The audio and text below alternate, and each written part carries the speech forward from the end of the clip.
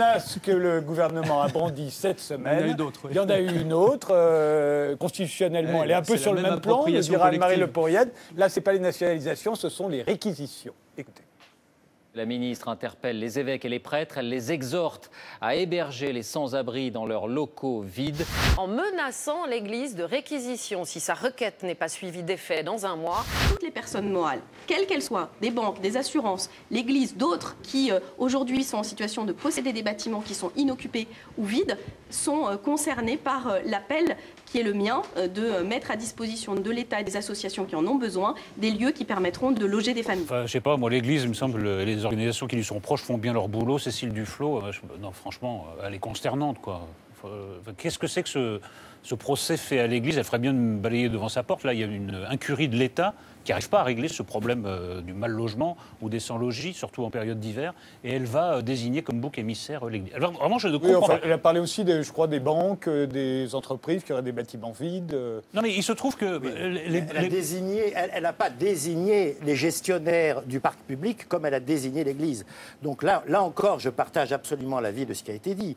Autant le principe de procéder à des réquisitions face à la détresse, à la misère extrême, etc. Moi, je n'ai aucun état d'âme, bien. Autant le faire en désignant l'Église à la vindicte et en plus avec une expression du type « et j'espère bien que, étant donné leur position morale, en jouant sur plusieurs sens du terme, etc., ils ne s'opposeront pas à ça », c'est totalement déplacé. C'est totalement déplacé. Seulement, on n'a pas avancé, mais on a régressé, parce que la situation est encore pire. Oui, parce que la situation est pire que dans les années 50. Scandaleux. Mais elle a raison de bousculer un petit peu. Attends, un moment, ça va, on peut aussi les curés...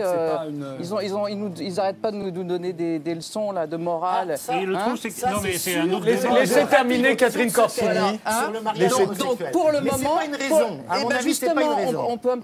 Je suis sûr qu'elle a raison. Je suis sûr qu'il y a plein d'endroits qui sont vides et qu'ils ont beau faire certaines choses sûrement formidables, on peut tout de même un petit peu aller les déranger pour que, tu vois, ils donnent un peu plus. Elle rappelle une vieille tradition de l'Église, quand même. Bien sûr. Parce que la tradition d'hospitalité dans les églises et de charité, elle est très très ancienne. Voilà. Alors effectivement, moi je suis d'accord, pas les pointer du doigt comme ça, parce qu'il y a tant de locaux vides, de banques, machin, des trucs. Mais bon, c'est vrai que c'est une tradition, normalement, de l'Église. Mais elle dit que cette tradition, l'Église dit qu'elle la respecte. Évidemment. Attendez, Anne-Marie Le Poirier.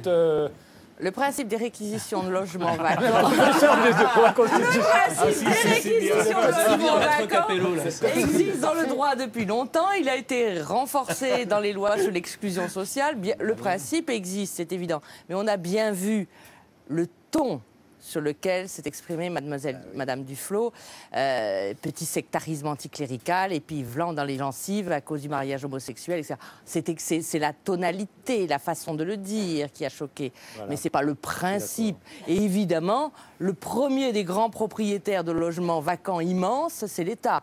Et donc là, on ne peut que lui dire, mais balaye devant la porte, devant ta porte, ma chérie. Ces locaux vacants. Mais il y en a partout, ils sont ministères, il y a de la place, je peux vous assurer, allez voir donc. Mais c'est très triste de vouloir régler des comptes idéologiques sur le dos des sans-logis. C'est ça qui est mauvais. L'article du Parisien, je crois que c'est le 3 décembre, elle n'attaque pas l'Église frontalement, bille en tête. Elle dit d'abord, elle appelle, elle écrit à l'archevêque. On l'a entendu. Non, elle appelle, oui. Elle n'écrit pas, elle annonce qu'elle a écrit à l'archevêque. Oui, parce que si elle avait pris contact avec l'Église pour dire qu'est-ce que vous pouvez faire, etc., il n'aurait rien eu à dire. Elle annonce qu'elle a pris contact avec l'Église. Laissez-moi expliquer. Laissez terminer Vincent Cespedes. D'abord, il faut distinguer une chose importante. Il y a les individus croyants et puis il y a l'institution. Et je pense qu'elle s'attaque d'abord à l'institution, certainement pas aux bénévoles, aux curés qui aident les sans-papiers à Sangatte et ailleurs. On sait qu'il y a beaucoup de catholiques impliqués pour les pauvres et c'est une tradition. Je ne comprends pas comment on peut être offusqué en disant j'en appelle à vous, vous êtes un magistère moral. J'aurais besoin de vous. L'État qui en appelle à l'Église, mais moi ça. Oui, l'État qui en appelle à l'Église. On rigole. L'État qui en appelle à l'Église en France. Non, mais elle en appelle au bureau administratif. Elle en appelle au bureau administratif. Elle en appelle dans la même phrase aux casernes de la gendarmerie. Donc voilà, il y a mobilisation, c'est une cause nationale. Les mal logés. La question, je suis pas d'accord. La question qu'elle pose est une excellente question. Noël arrive. on va carillonner dans tous les coins. C'est pas mal de mettre un tout petit peu l'Église, donneuse de leçons, l'Église institution, pas les individus, donneuse de leçons, qui nous dit comment il faut se marier, qui nous dit comment il faut être, qui a des donc c'est un règlement de compte idéologique sur le dos des sans-logiques. Tous les cathos de gauche devraient être d'accord. Tous les cathos de gauche devraient être d'accord. Et d'ailleurs, ils sont d'accord. Ils sont d'accord. Et l'Église aussi. Pourquoi s'offusquer? C'est un mauvais procès. C'est l'Église conservatrice qui doit s'offusquer. Et je suis étonné de vos cris. Mais ils ne s'offusquent pas. Mais il n'y a pas à s'offusquer. On peut être contre le mariage homosexuel et pour offrir un toit aux sans-abri. C'est un débat complètement ridicule. C'est pas ridicule. Et ben pourquoi ils le prennent mal? Ils auraient dû bien sûr dire OK, ils devraient dire OK, on ouvre la porte. C'est tout. Une dernière phrase. Je ne crois pas qu'elle soit anti-catholique à demander ça. Et je suis sidéré que l'Église ait répondu avec cette morgue et cette arrogance. Je suis sidéré. Je pense que l'abbé Pierre serait d'accord avec cette mesure. Il dirait certainement à l'État, vous devez aussi bosser, mes amis, mais je ne vois pas de scandale.